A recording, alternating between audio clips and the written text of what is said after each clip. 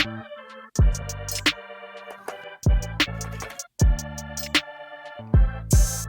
everybody, welcome to 3D6 Charge, a podcast about competitive Warhammer 40k and the state of the game. This is episode 12, Tears for Fears. I am your host Chris Vo, and joining me today is Ben Rubenstein. Hello everyone.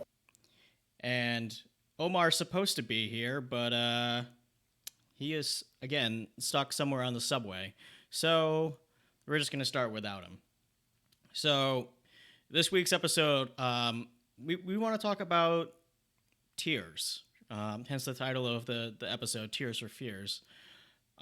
So what we've done in preparation for this is kind of, just put some things together for,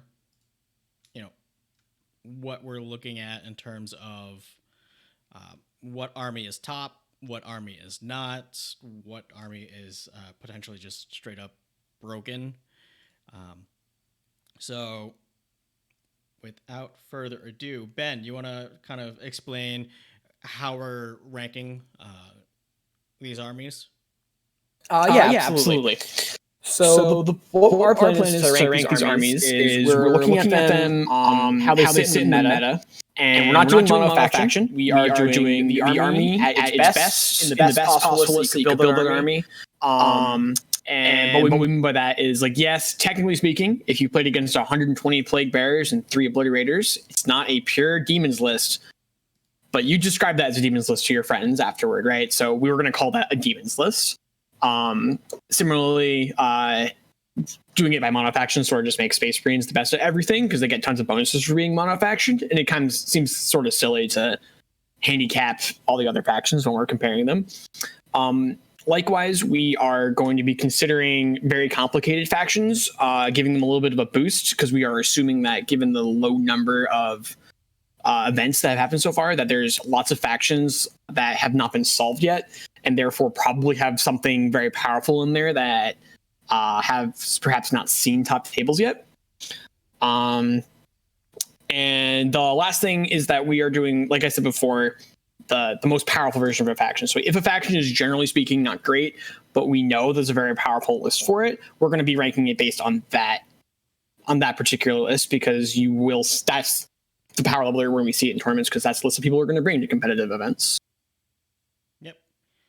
So let me bring up our empty tier list before we fill it up here. So as you can see, if you're listening to audio, we have a tier list here with 5 ranks, S through D, and we've got all of the codexes and supplements, plus the big soup factions, Chaos, Imperium, Eldar, and Hivemind, and I think we're just gonna dive right into it. So I think it's, as of right now, it's kind of obvious that Salamanders are S tier. Yep, I agree. I think it also makes a lot of sense to start at the top because much like any meta, the things that have favorable matchups against the thing at the top are going to get bumped up even if they have worse matchups against other things. Yeah, exactly. Yeah, I think it'll surprise no one to hear that Salamanders are really good right now. Outflanking aggressors are really silly. Both main chapter and successor chapter Salamanders have some really gross things going for them. Especially like the Salamander bike captain that's, T7 and 5 wounds with a storm shield, and he's -1 to be wounded.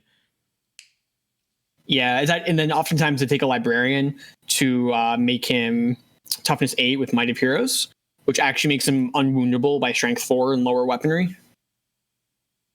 It is just very silly things going on. And then they're also very resilient because so many other people are bringing aggressors. The fact that they can get +1 on armor saves against 1 damage weapons means that they have 2 up armor. Their main chapter, they also ignore the AP1 on aggressors. So if you're playing non-salamanders and you're shooting aggressors at their aggressors, you're making 4 up saves while they're making 2 up saves, and you are losing that by a significant margin.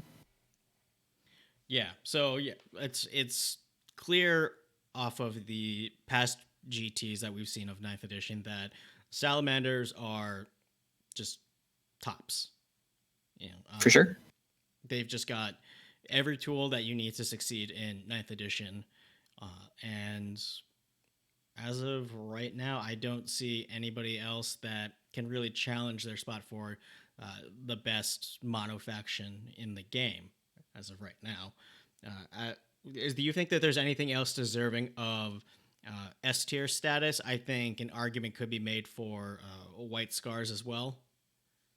I think that salamanders probably could belong there by themselves. There's lots of things that can kind of compete with them, but nothing that's consistently as powerful. Yeah, that's true. Because when you think about like one of the other top factions right now, the Death Guard, I'm gonna just pop that right into A tier. Let's put those in A. I agree. So, yeah, why are we putting Death Guard in A? Well, I'd put Death Guard there because they have a lot of the same strengths as Salamanders, in which, they're tough, they're hard to shift off of objectives. But the difference is they don't have that ridiculous bite captain equivalent that Salamanders do, and they also don't have the killing power that Salamanders do. So if you play Death Guard, you're kind of just hoping that you outlast the opponent, whereas if you're playing Salamanders, not only do you know that you can outlast the opponent, but you can make sure you outlast them by taking out any of the threats to your army with relative ease compared to Death Guard. Yeah, Death Guard I think are the more resilient of the two lists, but the killing power in Salamanders kind of clinches it for them. But yeah, Death Guard, generally speaking, are really hard to move for most factions. Toughness 5, feel no pains. The fact they can put feel no pains now on their vehicles. We saw some lists with really silly numbers of lascans with 5-up feel no pains on bodies with invulnerable saves and high toughness. Yep. Yeah, we saw that list last week that had more lace cannons than it did bolters. Yeah, for sure. Yep. And then White Scars, I think they're deserving of being A tier by not being resilient. That's not their strength, but they're no more resilient than a normal Space Marine chapter. They have one defensive trick that works on bikers that they don't bring because it's not worth using it on 3 Outriders. No, it really isn't.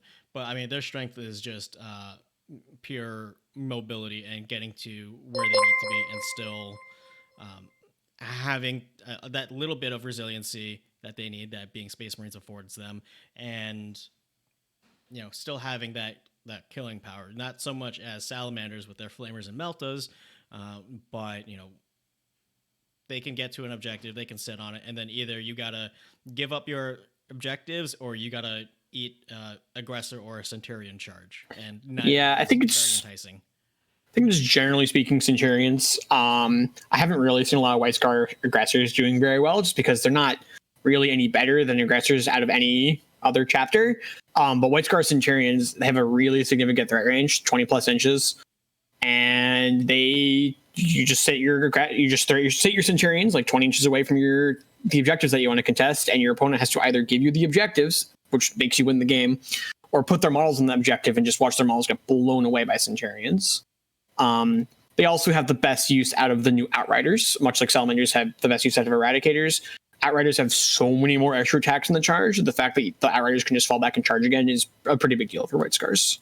Yeah, it's always ensuring that you're getting that crazy amount of attacks that Outriders get. And plus, once you hit the Assault Doctrine, then you're at AP -2 and 2 damage. And, when you're just throwing that many dice, it's going to do some damage.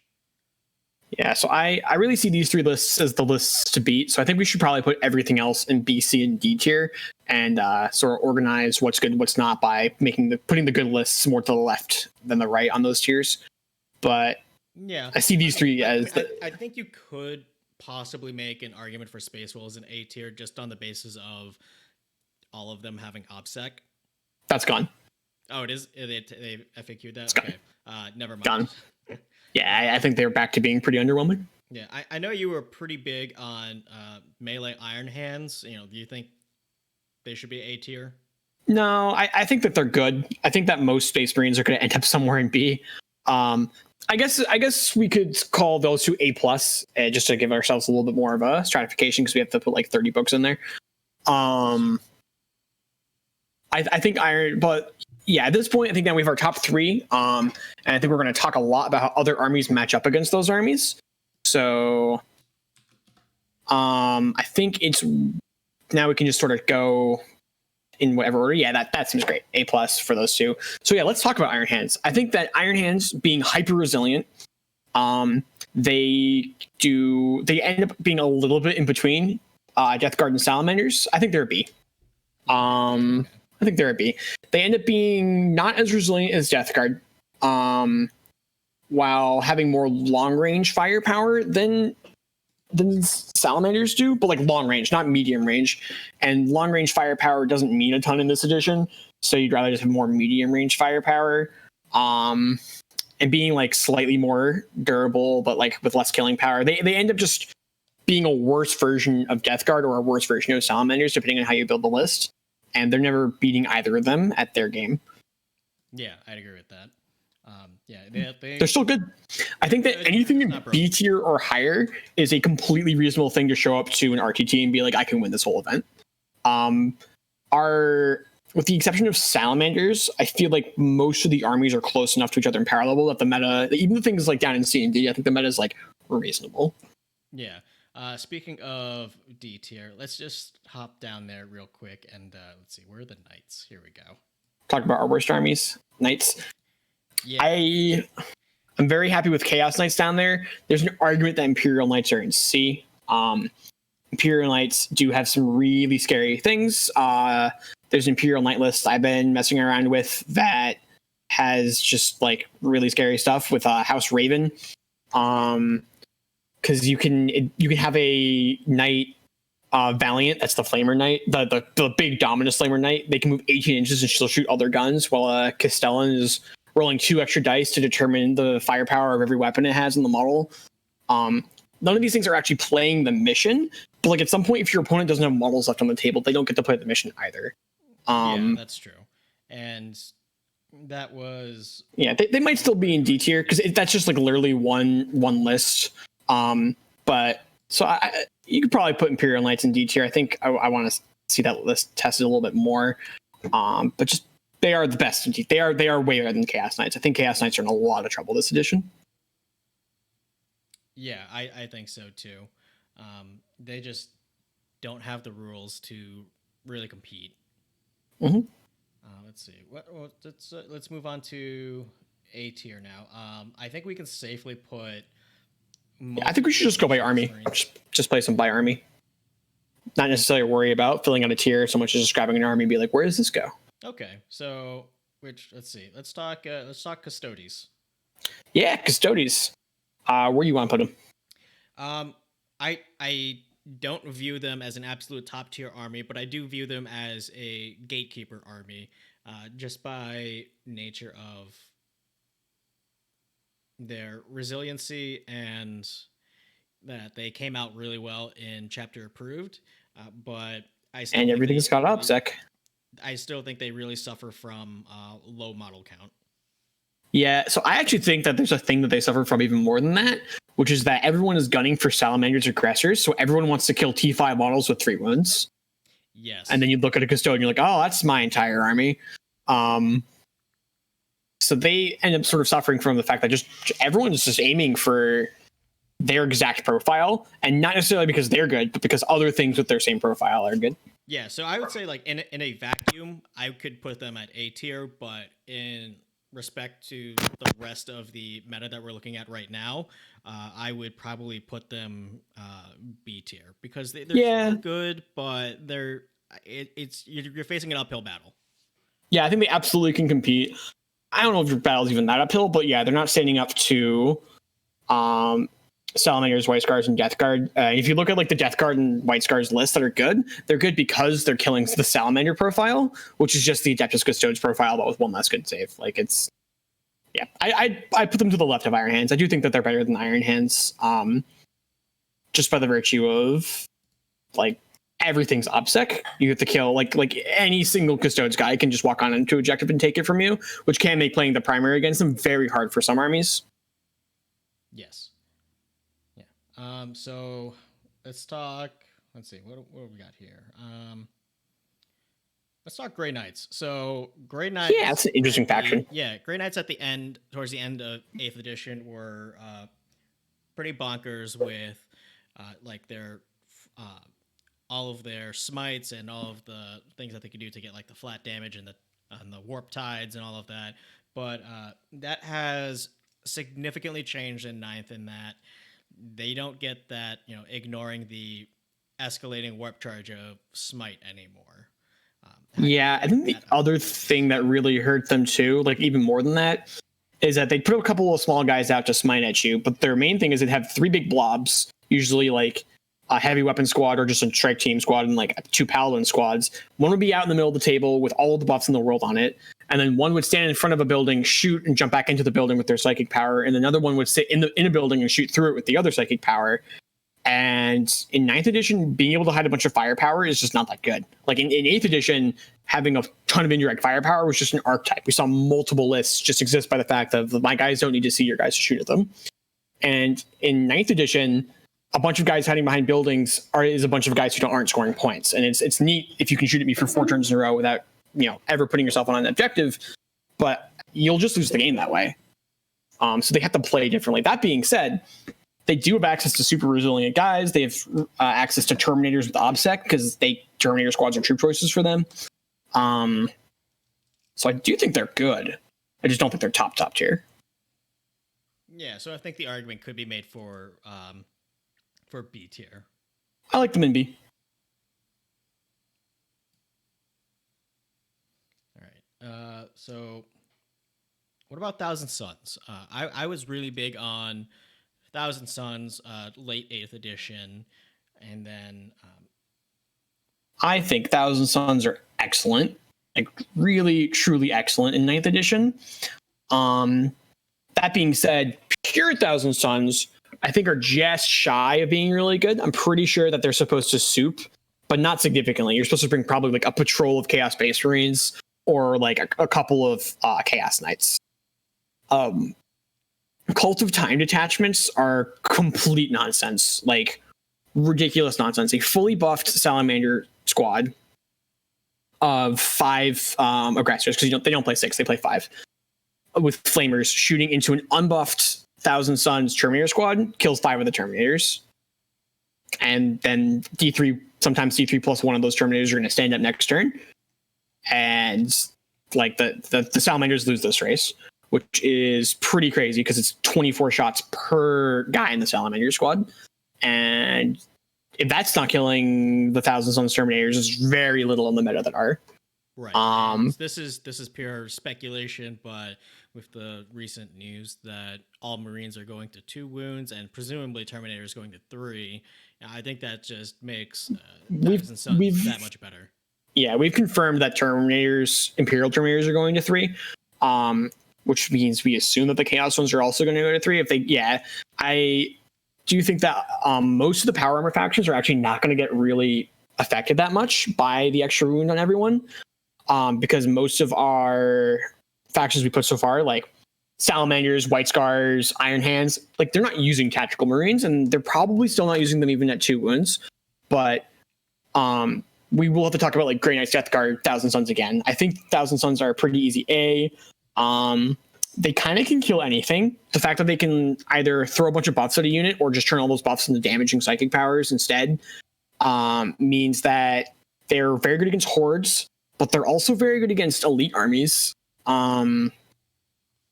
Having like 20 dudes with a 3-up invulnerable save is really silly. And then those 20 guys can like forward deploy. They just have all the right tricks. You can't tie them down in combat because they can teleport out. If you're like Grey Knights, you want to make like a Paladin bomb against them, they're just going to take your invulnerable save away, and then that's a bad time. They can psychically snipe your characters. They kind of just do a lot. That being said, they're not quite able to stand up to the firepower of Salamanders, because Salamanders can just sort of hit them in the wrong place. Because they can only have bots up on 1 unit. This is why I like to bring kind of a second detachment with them. I've been messing around with Black Legion, And then bringing Fabius Bile to get the Terminators to toughness 5, which really changes the math on what happens when you shoot aggressors at them. Interesting. Because if you kill one Terminator, just reanimate him. It's fine. Yeah, it's really good. I think Thousand Suns are in a great place. Okay. Let's see. How about Orcs? Orcs are next on the list here. Yeah, what do you think they are? I don't think they're A tier. I think they're solid B tier. They have like every tool that you'd need. I just think they might suffer a bit from one bad ballistic skill, but that's just Orcs. But yeah, they make it up for volume of fire. I don't think that's the problem. Yeah, I think B's probably correct. They suffer a little bit from the fact that they are like the perfect target for an aggressor. But they also just have these like wacky vehicle builds that like we don't know a ton about because we didn't see them in 8th edition, but like are probably just fine in 9th edition. There's like a bunch of trucks and fortresses and lifted droppas or like whatever else exists in the Orc Codex that I don't know about. Yeah, because I mean, like we saw that one list at the Adelaide GT where I think it was 2nd place or 1st place. No, it won. The Orc list won. So yeah, it was just all. I don't know how it won. It had 0 obsec models in it, but I don't know. It was that one guy that that bought like 4 copies of Speed Freaks, and he. Yeah, and that's right, and that's the thing is like, I don't necessarily know all of the things in the Orc Codex, but I refuse to put it any lower than B because every time anything Orc-y has ever been turned across the table for me, like that's not bad, and like there's. They have a huge codex. They have one of the biggest codexes with so many options, and like none of the options are like just downright terrible, which means like there's some combination in there that's a good army. We may not have found it yet. There might even be an A army in the book that we just haven't found yet. I think the armies, if you play Orcs, you're not in trouble. You'll be okay once the Salamanders get fixed. Right. Where do you think Death Watch falls? I think with the rest of the power armor. I think they're a solid army. They're definitely not C tier. But I think they're B. A or B. I think it's a B tier army. I think that you have to be doing something really stupid, like getting 2 open vulnerable saves or making 24 shots per model to be in A or S. So I think they're a B tier. They are kind of doing everything that you want to be doing in 9th. They have incredible anti-infantry firepower, which is a pretty good place to be. The reason I wouldn't want to put them higher than that is they don't have the most excellent anti-tank firepower, which I know like the A and S tier armies aren't necessarily tank armies, although Death Guard sometimes is. And I was just like looking at like some of those lists. Like if you're a Death Guard army and you roll up against like the 12 las cannon triple like hauler like Death Guard list, you're in a lot of trouble. You don't really have a lot that can get rid of that. Yeah. They also took a hit on the multiple saves in the same unit rule because now they have to take all their saves on the same model until he dies. So they can't go back and forth passing saves between Storm Shield veterans and Terminators. Yeah, that was one of the big things that definitely gives Death Watch a hit because that was one of their strengths. Like it, admittedly slowed the game down a little bit, but it was a huge strength because you would just tank all your AP null shots on a Terminator. Yeah. Let's see. How do you feel about Necrons? So I don't have too much familiarity with Necrons with their. I think they're currently a D tier army, but I am also not super concerned about it because they're getting a new codex like next month. So, their current good playstyle from 8th edition was a bunch of. Do you think Necrons are S tier? Power of War. I think right now Necrons are probably D tier. Their OBSEC models just are not tough enough to like actually survive anything that the top 4 armies are doing, or our current top 4 armies are doing. And their current tactic of a bunch of super tanky tanks that are really hard to kill shooting across the table just isn't good in 9th edition. Like you can do that, you will kill things. And you'll feel fine playing the game. Like they're not an army where you're going to feel like, oh, I didn't get to do anything and then I got shot off the table. Like you'll do most of the killing, but you're just not going to score points. You just don't have models that score points well. Yeah, exactly. So I'm also not concerned about it because they're getting a new codex, so I don't know how much it's worth talking about them. Yeah, I mean, Warriors and Immortals, they're probably the worst units in that codex. I mean, Scorpack destroyers, the Tomb Blizzards. No, they've got some real doozies in there. It's like Scarab Swarms, just like it's a troop choice in every other army, but they're just fast attack for some reason in Necrons. Like, yeah, I'm not worried about it. I think we do better talking about other armies. Yeah, Wraiths are very good, but they're also not OBSEC. So and if there's anything we've learned about 9th edition so far is that OBSEC is gold. Yeah, and the problem is that their OBSEC models are all really shooty and don't want to get tied up in combat, and that's what happens to your OBSEC models in this edition. And then their OBSEC models are also like just inefficient. Yeah. Like I said, let's move on. Because I think when their codex drops, we can probably spend an entire episode talking about them. Yes, we can. So let's talk Chaos Marines, my beloved Chaos Marines. As of right now, I think that, you know, I really want to say B tier, but I think they might be better placed in the C tier right now, at least. I think they're C. Yeah, at least until Marines get 2 wounds, and then you could, you know, possibly make an argument for B. But as of right now, I just don't think they have the durability or the points efficiency to really compete. Can you make a serious run at an RTT or a GT? Yeah, you can probably, you know, go 50% win rate, but are you gonna win the whole thing? It's, you know, I know I mentioned uphill battles before, but this one really is an uphill battle. Yeah, I actually think that putting them in C tier, all the Chaos Space Marine lists I've best around with building in 9th edition are soup lists. I think that mono Chaos Space Marines is probably like D tier. It's really bad. Cultists are awful. Chaos Space Marines are awful. You have nothing to hold objectives with. Everything else in the army is actually pretty good. It's just the actual like OBSEC models that are bad. So I think when you soup them with Chaos Demons, they actually end up becoming a pretty good list. Yeah, I would agree with that, because like I've been playing a Death Guard list, and, you know, with the troop choices for Chaos Marines and Death Guard being awful, you know, I souped in, you know, Chaos Demons and just brought Nurglings, which are amazing. Yep. Yeah, and right now, I mean, if you look at our tier list, it's just anything B or higher is basically just a Space Marine variant. So being in C tier is like fine. Space Marines really are just a little bit ahead of everyone right now, which is unfortunate. Yeah, I mean, that's to be expected with them having the most recent Codex release anyway. Yeah, Power of War still doesn't understand the point increases for them. Yeah, it just makes their troop choices really unfavorable, which makes playing mono Chaos Space Marines just feel like a chore. You don't get anything out of your OBSEC models, which is really unfortunate. But Obliterators just mow down Space Marines, as do a lot of Demon Engines. I think that specifically Alpha Legion and Iron Warriors and actually Black Legion have some really scary things going on. A bunch of OBSEC Demons with Black Legion characters mixed in them is like a really silly force, because your Black Legion characters can get within 3 inches of objectives that are being held by demons, and you spend 3 command points, and those objectives are yours. You turn off OBSEC for your opponent, but you have OBSEC on it. So there's stuff there, but they're not beating the firepower of our top 4. Yeah. So related to Chaos Marines is Chaos Demons, which, again, as part of Soup, you could put them solidly within B tier, I think. Yeah, I think so. Standalone.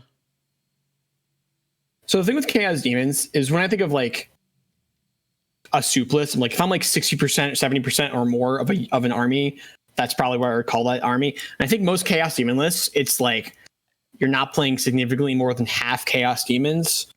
Hey guys. Hello, Omer. You're not playing significantly more than half Chaos Demons because you're mostly looking for other places for your killing power. As of now, it's mostly just Nurgle Demons holding objectives. Unfortunately, the killing power on most other lists have just gone beyond them, with the exception of Keepers of Secrets. I have seen triple and quadruple Keeper of Secret lists do perfectly fine in this edition, because the board's smaller. You just charge your Keeper of Secrets at your opponent, and Keeper of Secrets are unbelievably killy. Yes, they are, and they can also be surprisingly resilient. I played against a triple keeper list, and they were all exalted, and he ended up somehow rolling the 4-up invul for all of them. Yeah, I like think of like aggressors and the keeper of secrets. It's actually kind of rough. They can take -1 to be wounded in shooting, which means your aggressors wound them on 6s in shooting, and then you charge them, and they can spend command points to take attacks away from your aggressors, but you're also at a penalty to hit them because of your fists. And I don't know, there's a lot going on there. They're pretty good. Also, they have 3 damage swords, so they're just like chopping aggressors up forever. So yeah, it's not that they have no play, but they just don't have the resiliency, and combined with the firepower, they kind of have to pick one or the other, which is a little bit more of an issue for them. Yeah, so I think they're pretty solidly C tier. And as everyone has just heard, Omar has now joined us. Hello, everybody. All right, now that Omar's here, where do we think Raven Guard fall on the tier list? I definitely don't think that they are A or above. They were in 8th edition just because of how powerful eliminators were, and how important character sniping was. But now eliminators don't have the ignore line of sight stuff, and we're not Hammer. I actually don't think that's what made them so powerful in 8th edition. It helped, but the really scary thing in 8th edition was having a bunch of deep struck Raven Guard models that were going to like pop into the field and shoot the crap out of you. And now every chapter can do that. So what makes Raven Guard unique? So nothing. Their redeploys. I think their redeploys still give them an edge. What redeploys? Pretty spicy. Just the redeploy before the game start redeploys? Yeah. And their ability to move before the first round. Right. So Ultramarines can also redeploy, and I think Ultramarines are just way better than they are. Yes, but Ultramarines can't infiltrate aggressors into the middle of the board before the game starts. Sure, but at the same time, just starting on the line, they can just move aggressors in the middle of the board. Sure, and you're right, and they can get a lot of that utility. But I think where Raven Guard shine is that -1 to hit matters, and it adds up. I actually don't think it does as much anymore. It's way harder to get because your models, the models that matter, are so much closer to the center of the table. Like you don't have time to shoot at your opponent's firebase. You have to be shooting at their obstacle models on objectives, which are going to be pretty much right on top of you anyway. Absolutely, but you're able to buy yourself a turn of survivability and a turn of board control. Because if you're going to play Raven Guard, you need to be running something with the infiltrate rule, be it infiltrators and cursors, Lord knows why, scouts. But at the same time, I don't think you're getting very much out of them compared to what you could be getting out of literally any other Space Marine chapter. Not literally any other. There are worse chapters than them, but I think they're really towards the bottom of the Space Marine chapters. Outflanking things in other chapters are way scarier. There's other chapters that have better. If you're interested in resilience, both Salamanders and Iron Hands have better chapter tactics for resiliency in the current meta. So the only thing they really have going is character sniping. And then if you look at the high tier armies, like you can't snipe those characters. Those characters don't die. The White Scars characters dies, but the Death Guard, Salamanders, and Thousand Suns characters are incredibly tanky. Absolutely, and even with that tankiness, you're giving yourself So when I was playing Raven Guard, when I first started, I was like, "Oh yeah, I'm gonna snipe all the characters. That is going to be the best thing about playing them." I was 100% wrong, because after I played them for a while, I realized that the best thing about them was the board control, was the fact that I was encouraged to take infiltrators. And the thing is, and what we're discounting is, if I build my Raven Guard list properly, sure, I might not be able to snipe your Salamander's character, but I'm going to make it hard for you to get your aggressors on the board. I'm going to make it hard for you to get your aggressors on the board where you want them, turn 2. But how are Raven Guard better at that than any other chapter? Because they're not. Sorry, what'd you say, Chris? They're not. I disagree, because in the end of the day, I can put my infiltrators in a building, maybe near an objective, maybe not, and I can cover where you're likely gonna bring your aggressors from. Hide them, make them a little harder to kill. But literally every other chapter can just take infiltrators. Sure, every other chapter can, but every other chapter can't put a bunch of aggressors in the middle of the board before the game starts. And I think we're discounting how powerful that can be, especially if you can hide them behind buildings or get them in cover. because I like aggressors at -1 to hit with transhuman physiology. I'm just really not sold on them being better than anything we have in B tier right now. I think that they might be the highest of C tier, but I don't think they're higher than that. I think they deserve a spot in at least B or A. They're definitely not in A tier. They are 100% not A tier. If Thousand Suns are A tier, Raven Guard are not A tier. Like you can make an argument for B tier. Well, they're towards the bottom of B or the top of C. I think putting them just in front of Chaos Space Marines is probably where they belong. I don't know. I think they can do more. I would argue that just by the nature of being Space Marines, they should be at least B tier. At the bottom of B tier, sure. I actually have a couple of other Space Marine factions in C tier as well, below Raven Guard. If we want to say all Space Marines are in B tier, we can do that, but we're going to end up with a very big B tier. That's fair. I have like the bottom half of Space Marines in C tier. And I think they're in the bottom half. Derek Bohr says, could we do a B- tier? We could. Yeah. I mean, I could probably just add another thingy here. Let's see. We can just make a B- tier and put the bottom half of Space Marines in it. Yeah, there we go. B-. Then we'll give it a nice color there, and then we'll put Raven Guard right there. So what else would you consider the bottom half of Space Marines? I would Dark Angels. I was about to say Dark Angels. Yeah, Dark Angels just don't have an identity right now. Losing Vigilus kind of God, that kills them. Yeah, the Vigilus attachment for Dark Angels was actually very good, to the point where I was like pretty excited about Dark Angels. I thought they were like doing really good things, and now they're kind of just not. They have Why aren't they good anymore? Well, they lost their Vigilus attachment. Their Vigilus attachment was insane for their bikes. They have a couple of different unique biker and land speeder units, including Black Knights, who are really scary. Like they all have special melee weapons and plasma guns, and they could get bonuses to hit with the plasma guns, ignore penalties to move and shoot with the plasma guns, and then they can also charge fight, and before you get to fight, just move away from you at biker speeds. And the fallback could include an advance, so they could then get the 3-up invulnerable saves. They were just doing a lot of really, really powerful things. And that detachment's gone now, which means that if they sit still, they can reroll ones, and they don't lose more than one guy to morale. And I think that's like their entire thing now. Their chapter tactic was +6 inches to heavy weapons, and I believe also bolt weapons. I think so, yeah. But that doesn't do anything anymore. Bonus range is not good in 9th edition because we're all just moving at each other. They're not bad. Like, they're still Space Marines. Like, they're still in the top half of the meta, but they're just below all the other Space Marine chapters. Okay. All right. What are our other Space Marine chapters we're not as excited about? Ultras, I think. I actually think Ultramarines are some of the better Space Marines because they abuse aggressors. What makes them better? They can abuse aggressors. Their aggressors can move and double shoot. Gilliman's a complete menace in 9th edition.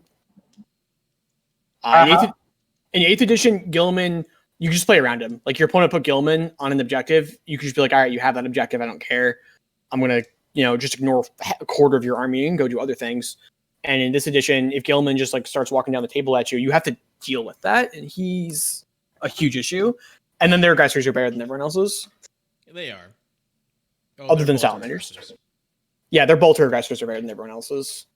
All right, so we can put them in B tier then. I would say that Imperial Fists are also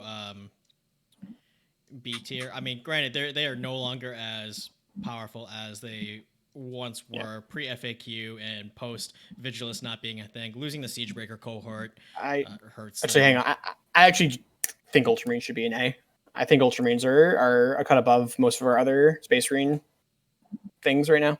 I'll give that to you. That's fair because I think they're better than Iron Hands. Yeah, they also keep in mind they have a named chaplain who does 2 prayers without spending command points.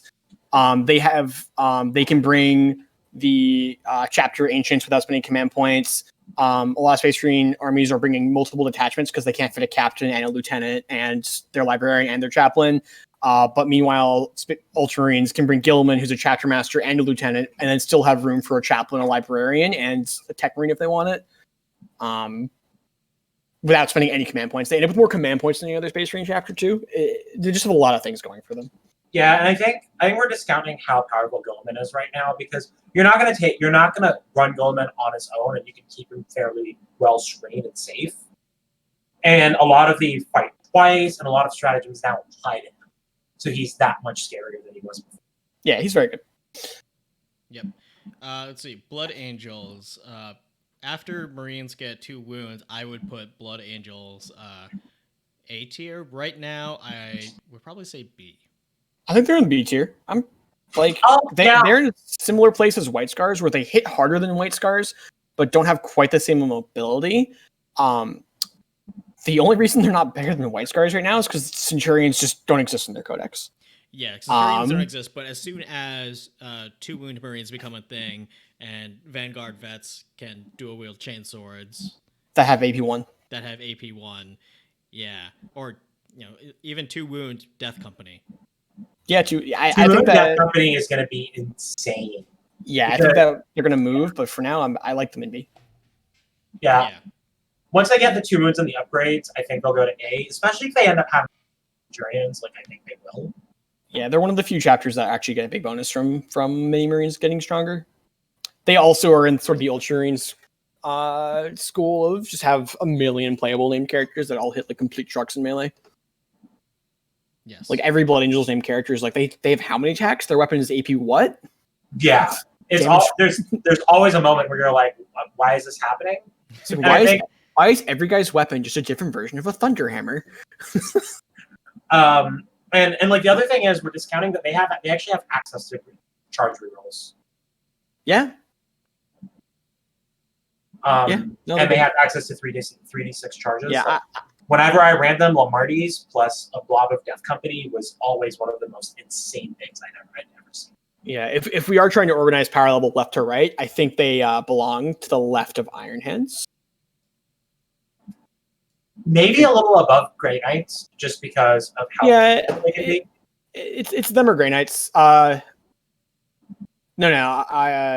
To the left of Iron Hands. Iron Hands should be to their right. I think they're better than Iron Hands. Grey Knights are better than Iron Knights as well. Yeah, it's just finicky. Yeah, gotcha. All right, what's our next faction we're going to talk about? Let's move off of Space Marines for a little bit because I'm getting tired of talking Space Marines. Fine. Let's talk Tau. This is right up your alley, Benjamin. I'd rather not talk about Tau in 9th edition because they're bad. Okay, they're D tier. Let's go. Okay.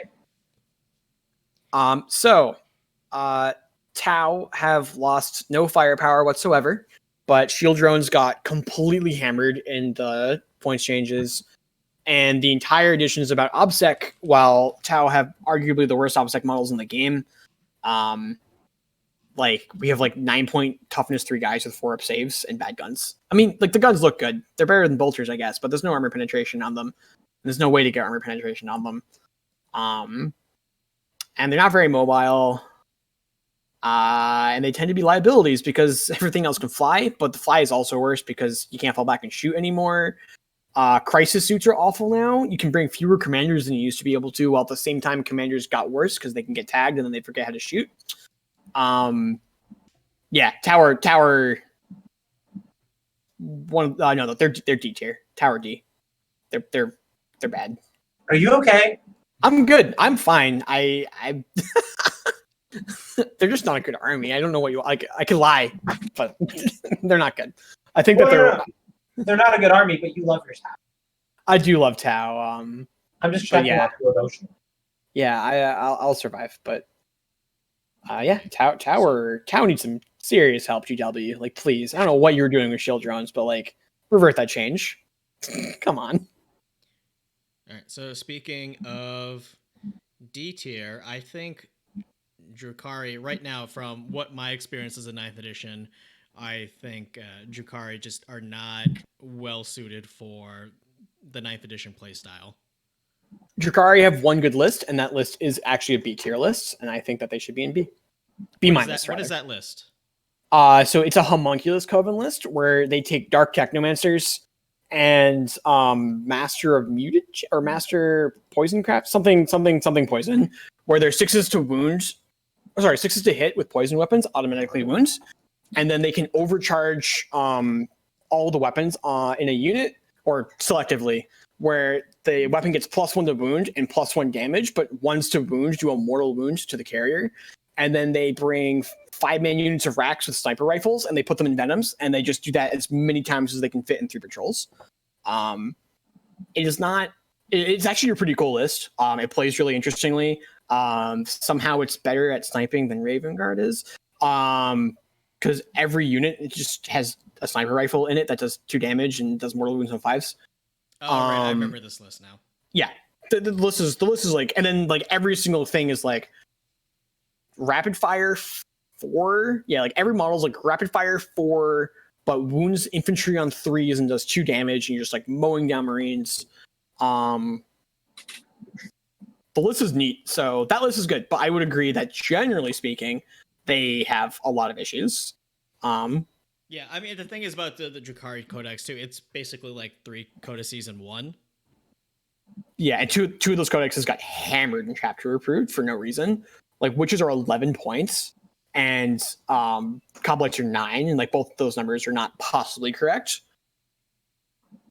So the true choices for 2 of their 3 codexes are unplayable. Racks are still fine, but racks have no killing power, so they have to put them in venoms. And the venoms have the killing power. Yeah, so let's split the difference between that one homunculus list and then the other. Well, I mean, we did originally say we were going to put every faction at its best list, right? Yeah. So I do think they're B-. They're worse than the Space Marine factions in B-, but they are a B- list. B-, yeah, there. Okay. Let's see. Yeah, and while it is one list, the list is also interesting. So it's not like you have to play a boring list if you play Drukhari. It's still a bunch of pirate ships. Yeah. I forgot to mention these symbols here. They're just the soup lists. Yeah. Are we going to try and...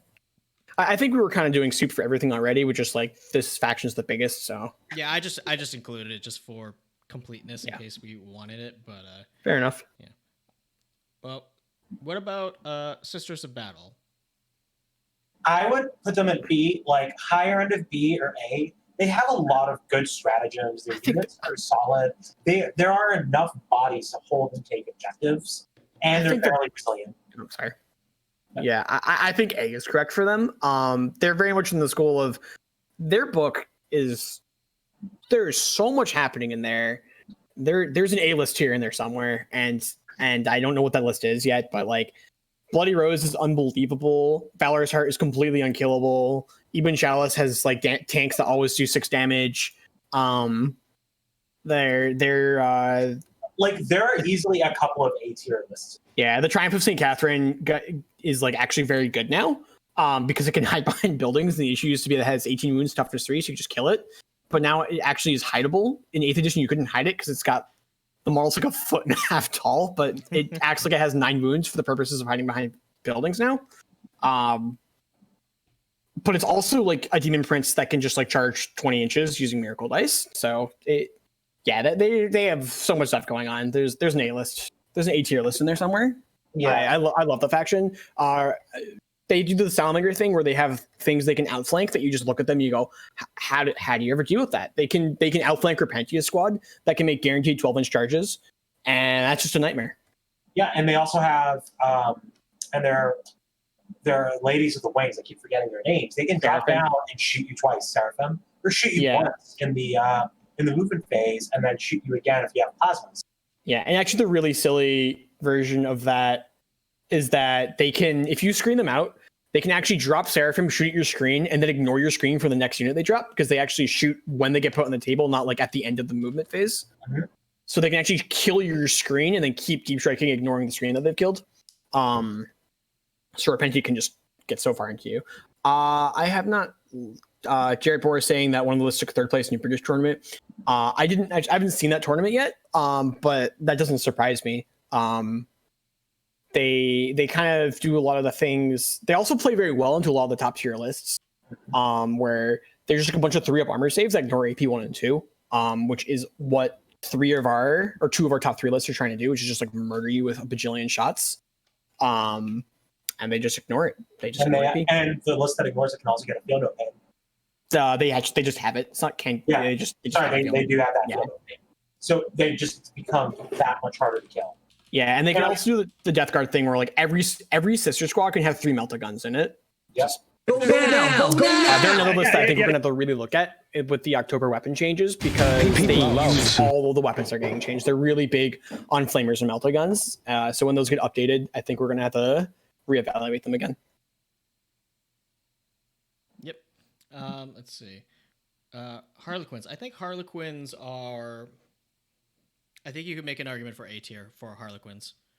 I think so as well. Why is that? As someone who doesn't know a lot about them. So specifically, it's because they have a reasonable salamander matchup in a world where nobody else does. Salamanders cannot outflank and shoot at Harlequins while everyone else can. Why can't salamanders do it? You lose 6 inches. So that they have a character that decreases the range of your weapons by 6 inches if you're targeting a Harlequin within 6 or 9 inches, depending on the faction of the guy with that aura. So if you outflank your salamanders, you're like, I have 11-inch flamers. You have 5-inch flamers now, so I guess you can't shoot at me. And then the bikes for 2 command points when they charge can do 3 damage a hit, and they'll just mow through an entire squad of aggressors like it's nothing. Death Gestures can decrease the movement range on aggressors and turn off their Overwatch. They're faster than the Salamanders. Salamanders ignore AP1, but every dude's got a fusion pistol and an AP2 melee weapon, so they don't care about that. They just match up really well against Salamanders. They also match up really well against most of the meta, because like I said, we're all aiming for Salamanders. So we're all like, we want as much armor penetration as possible to get over the ignores AP1 thing and to kill, their 3-up armor save dudes. We all want a bunch of multi-damage weapons. And you look at the Harlequin list, and you're like, every single dude has 1 wound and a 4-up invulnerable save. So like, how many points did you spend on a bunch of things that just don't work against them? Yep. Mm-hmm. So they may not actually be like A tier power level, but they just play into the meta so well that they're just sort of catching people off guard. Yep. How do you guys feel about Craft Worlds? So personally, I think Craft Worlds, while they suffer from not being Space Marines, I still Don't think we all? that I still think that the skill ceiling for Craft World Eldar is still high enough where they're going to be no lower than B tier. Like a very skilled Eldar player is going to be able to make the most out of every unit and make a run for it. But that being said, he makes one mistake and that's the tournament. I agree. The obstacle things in Wave Serpents are just kind of immovable, so they have reasonable obsec and their firepower is really good. I don't think I put them that high. I do think that they're probably around where Deathwatch is. Yeah, it looks about right. Yeah, something I'll like give that. that to you. All right, AdMech. Now, admittedly, I do not have a lot of experience with AdMech aside from knowing that Scorpius Disintegrators were good. They're actually like kind of bad now, but everything else in the book is really scary. AdMech are hard to place for me because on paper they have like more firepower than anyone else, but they're just like not placing very highly in tournaments right now. Yeah, I don't know, it's weird. I suspect they're in B tier. They can use grab weapons like no one else, which is really good against a lot of the top tier armies. Yeah, I think there's enough going on in that book, especially with the new units they got and their Psychic Awakening, but we just don't know. We don't have those options. Yeah, I think they're sort of in the Orc and Sisters place where like their actual codex is quite small, but like given all the things that's been added to it, it's functionally quite large at this point. Like there's an insane list in there somewhere. Someone will find it. We'll all look at me like, oh, this is horrifying. Like, I mean, I've messed around with some lists on Battlescribe and just been like, I can fit how many grav guns and obsec models in the list? Like 30, 40? Okay, well, this can't be bad.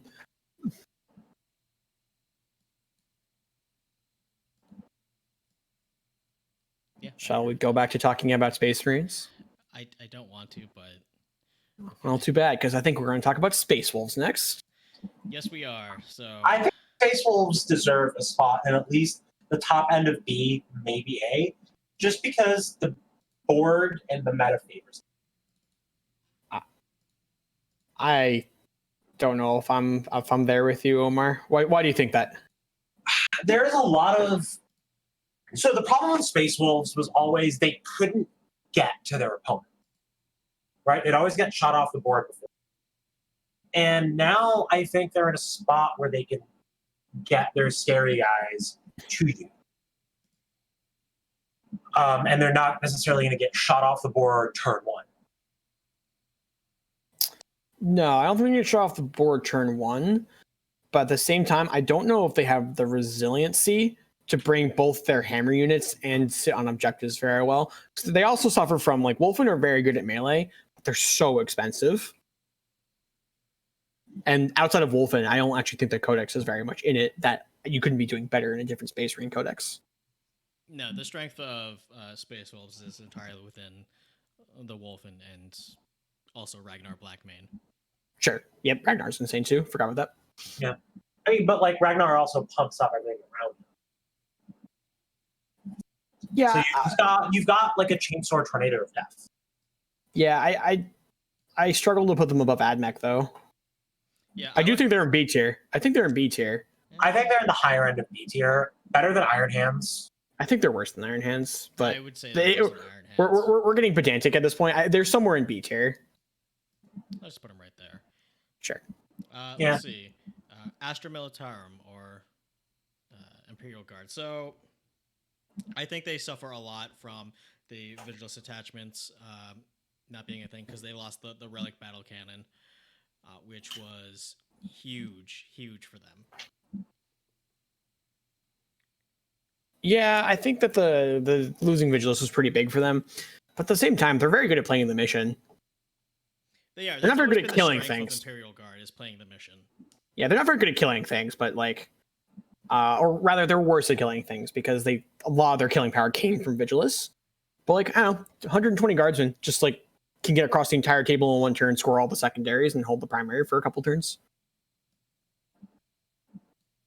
Yeah. Yeah. I think they're a B minus. Okay. I don't know enough about AM to give you an answer to debate this. They have the best cheap infantry in the game because for some reason GW completely punked all the other non-national military cheap infantry. So they're just playing that game better than everyone else. And, you know, Horde cheap infantry is like absolutely a list that like will catch people off guard. Yep. Let's see. Gene Stealers. Gene Stealer cults. Yeah, so I know that they got hurt a lot. They got hurt a lot over and over. GW like broke their kneecaps 2 chapter approves ago, and it was like, no, they have more kneecaps because they're aliens. Break all of the kneecaps, and kept breaking kneecaps. Yeah, so I definitely don't think that they're worse off than Tau just because of fight nature of the blip shenanigans that they can do, and given what 9th edition is, I think the blips are fairly powerful. But I also think that they would struggle against 90 Plague Bearers. I think everything I said about Astra Militarum is like even more true for them, which is that they are hilariously bad at killing things at this point because all of their killing power has just been like nerfed over and over, except for some like really weird builds, like a bunch of Ridge Runners. They're so good at playing the mission, though. They're so good at playing the mission. And like that's 20% of the that's most of the battle now. Yeah, you're like, oh well, it's one little sliver of an objective uncovered, so 20 deep striking Astra Militarum dudes just like popped up within obsec range of the objective because they can deep strike within 3 inches of you. Yeah. Yeah, I think that's probably a good place for them. I think unlike a lot of the codexes in the bottom too, that they don't necessarily need a fundamental rework. If they just get repointed, like they'll be a completely reasonable codex to compete at the top tables. Yeah, I'd agree Maybe with not the top tables. They're going to struggle a little bit because of the smaller table size, but they're mostly just by points right now. I'd agree with that. So along with Gene Stealer cults, I think Tyranids are probably right there with them. I think Tyranids are better than Gene Stealer cults by a pretty significant margin, but I also think that there's like a big jump in between basically the Tyranid book and everything below the Tyranid book. I think anything lower than the Tyranid book is really struggling to win games. Anything Tyranid book and above, like, I will not be surprised to see go like 2-1 in an RTT. But anything that's lower than B tier, I think you're going to struggle to win RTTs, or really anything lower than C tier. Yeah, I think Tyranids probably belong there. Yeah, Drakari are probably better than they are, but it's hard to say. I mean, but at that point, we're just splitting hairs. Yeah, exactly. Yeah, the Tyranids also have like the orc thing where it's just like there's a lot of stuff in that book. It's probably something that's good in there. Yeah, somebody just there's like a monster match list. There's a gaunt carpet list. So what was that? Let's see. We're down to the last two books, and real quick, Texas Barbecue 12 was thinking that we put CSM and Demons a little bit too low. It's not that I think those books are bad, but we just don't see them competing like quite as well as everything above them. I wouldn't be shocked if like they win games or even like tournaments against those other armies, but I think generally speaking, the armies above them have a significant leg up. Yeah, and that's not sort of like some anti-chaos bias on my part, because I have been a chaos fan and player for 15 years. So, I definitely want to see them top tier. I just, realistically right now, I just think that they don't have the tools to compete. Yeah, it's also like kind of like what I define as a Chaos Space Marine or a Chaos Demon list. I think they're a very powerful list with both of those books used in them, but not like more than like 400 or 500 points of that book in a single detachment alongside either Death Guard or Thousand Suns.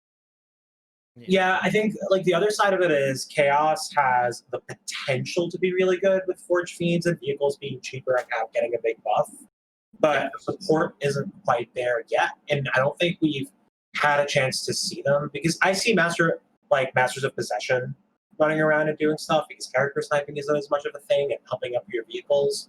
Like, I see things happening for them. I just don't think the theory is being put out there well enough and tested well enough, because we've never thought about Chaos that much. Mm-hmm. But I wouldn't be surprised if, as we understand the new rules and the meta evolves, especially when Chaos gets that 2-wound buff, I wouldn't be surprised if we started seeing Chaos Space Marines really putting out damage. Yeah, we'll definitely see them move when that buff comes out. I don't know. Nurglings look great, but like the walls of Nurglings are sweet until like you play against one Space Marine aggressor squad and they just pick up all of them in one turn because aggressors are fundamentally broken. You will note that almost everything in A, B, and A+ and S has access to aggressors. Like it's just silly. It's bonkers. So aggressors are the new Centurions. So speaking of Chaos Marines and Chaos Demons, we do have this Chaos Star here. So I know that we mentioned that, like, we were talking about souping into lists, and counting, like, if you bring Chaos Marines with a patrol of demons, then we're counted as Chaos Marines. But let's contemplate a list, an army that is like equal parts Chaos Demons and Chaos Knights and Chaos Space Marines and what have you, which will represent with this Chaos Star here.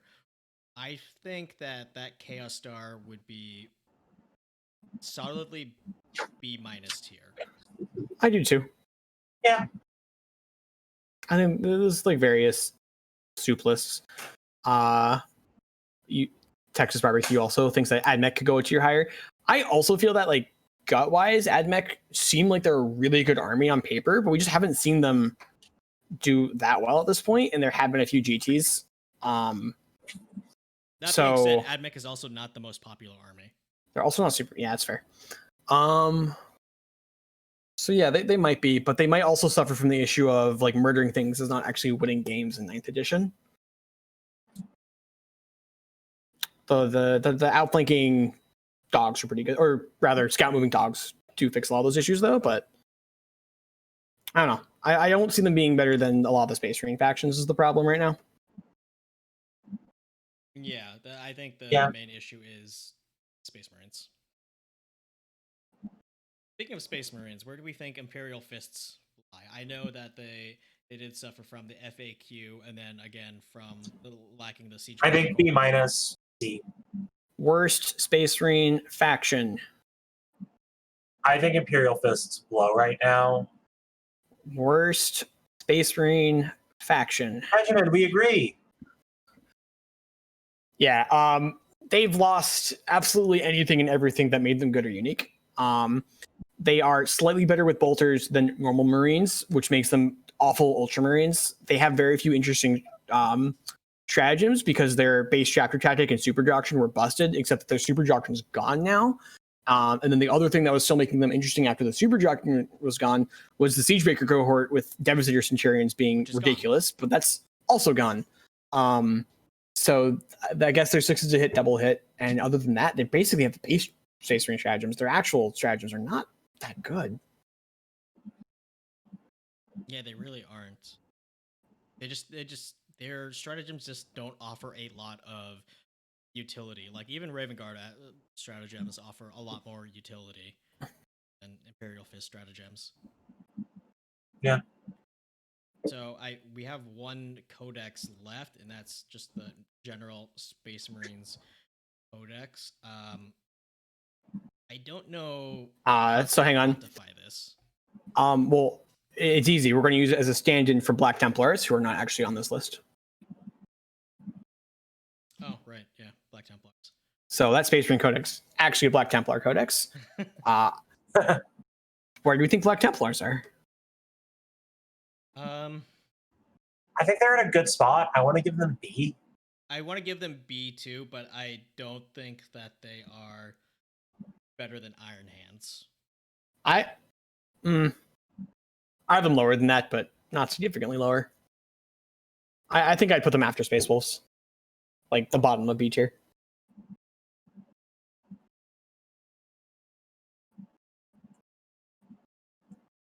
I think generally speaking, they end up just functioning as a worse version of White Scars.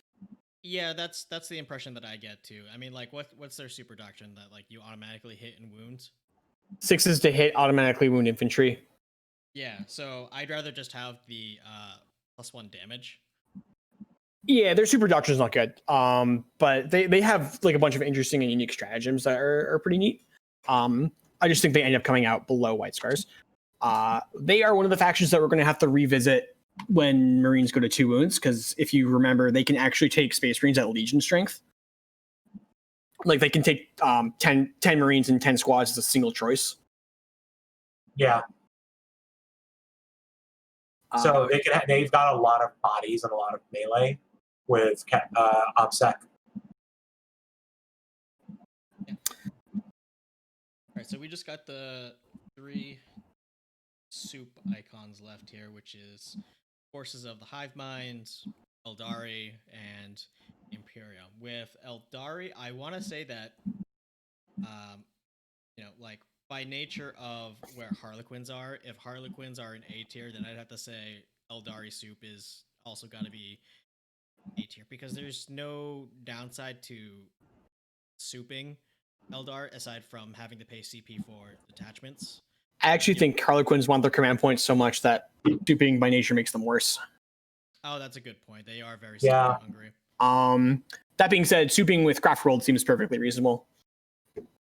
I could see a list of like the nonsense Drakari Venoms and like some Craft World tanks being like a complete menace. I'll give that to you. Yeah. Yeah. So let's see. What about Forces of the Hive Mind? Yeah, somehow that's probably worse than either of those factions by themselves. Why is that? Geniuses or cults really need command points to function, and giving up even a single one to bring in like, I don't know, a unit of Hive Guard. It's probably a unit of Hive Guard. seems bad.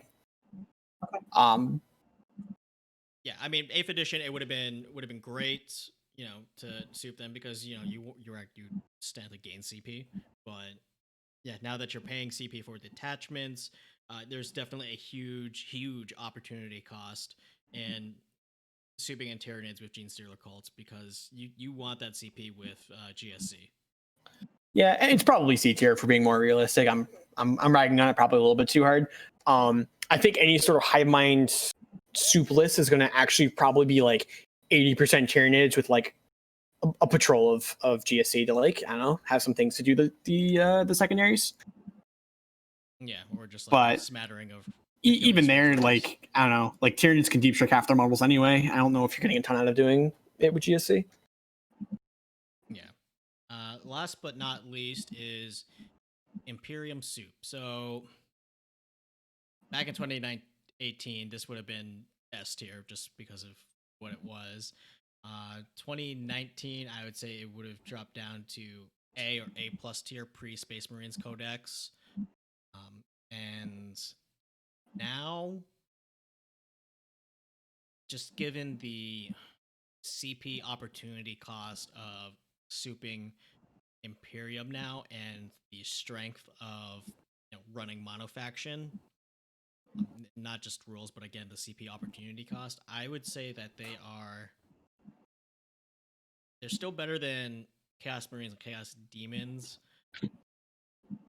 Let's see, I would still say that they're probably like bottom tier of B minus. Yeah, I think most of your Imperial soup lists are going to be attempts to bring the ridiculous firepower of Imperial Knights alongside with something that can actually hold objectives. What that something is will be different from list to list, but it'll probably most often be Sisters or Guard. Yeah. So, yeah, looking at the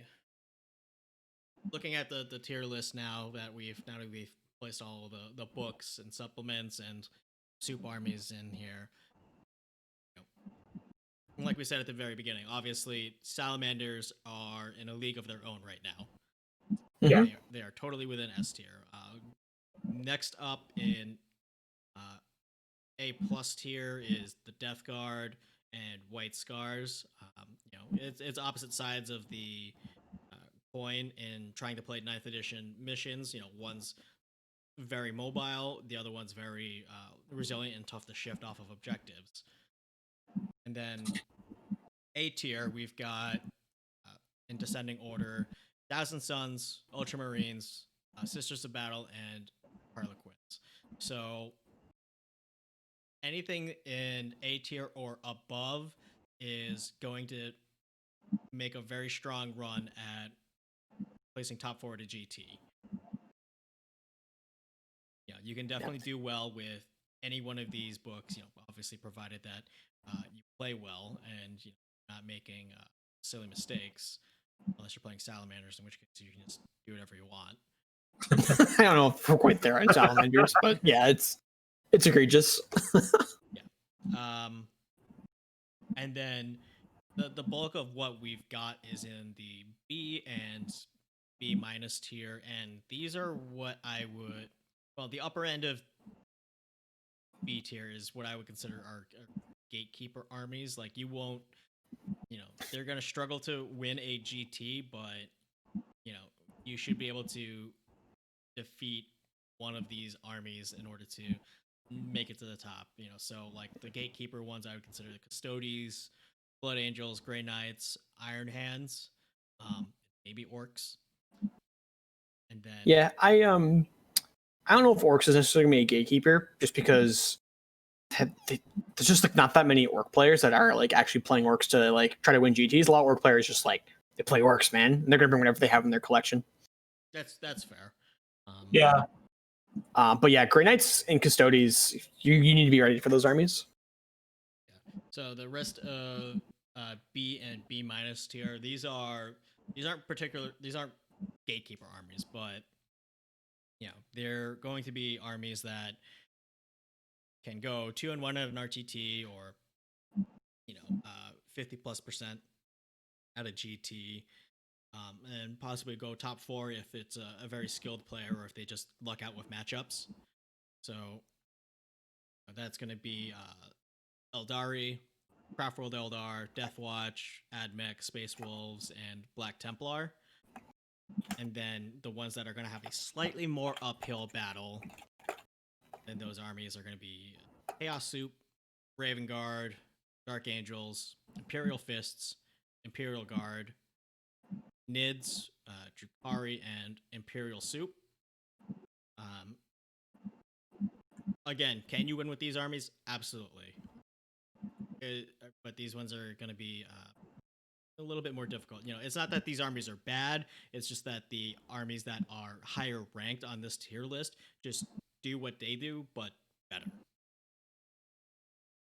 As for the armies that I think are really actually going to struggle, that's going to be C tier. That's Chaos Marines, Chaos Demons, Gene Stealers, and Forces of the Hive Mind. Chaos Marines and Chaos Demons and Gene Stealer cults, they're gonna suffer from similar problems in that.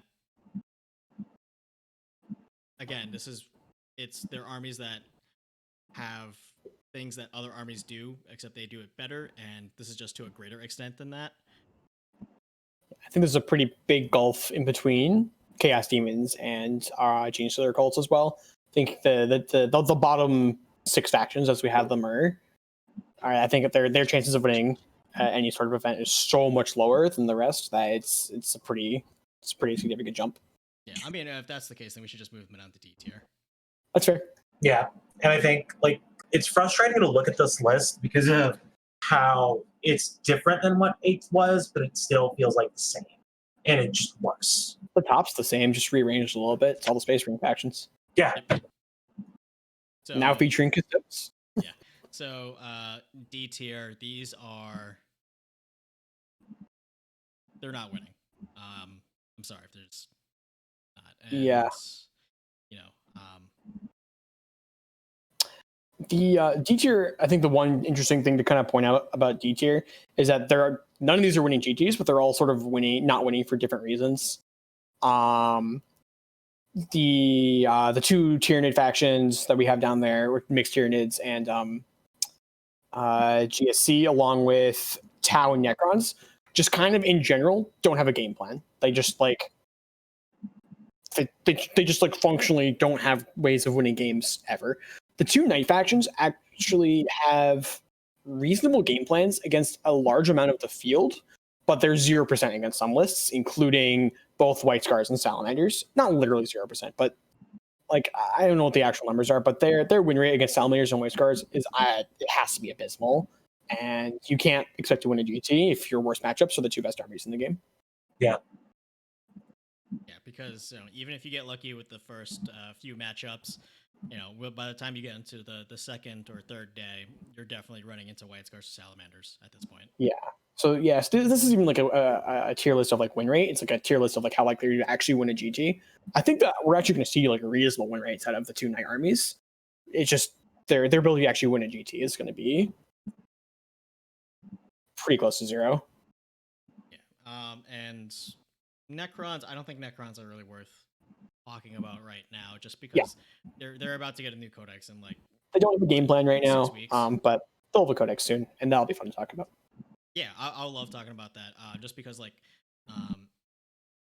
I really wanted Necrons to be, every time Chapter Approved came out, I really wanted Necrons to be good, because it would be an excuse for me to start a new army and have it something to be really easy to paint, because I would just prime them all black and then dry brush them with bolt gun metal. I mean, you could also just prime them with Light Belcher. That's true. So that is our tier list for early 9th edition, before any of the 9th edition codices come out. Obviously, I would love to revisit this after, I don't know, a third or half of these codexes get refreshes for 9th edition. Yeah, for sure. Yeah. I think even just the October update, if they bring those wound and weapon changes across all the codexes, I think there'll be some movement. I think so too. But I think we'll mostly just see the movement in the Imperial factions, just because.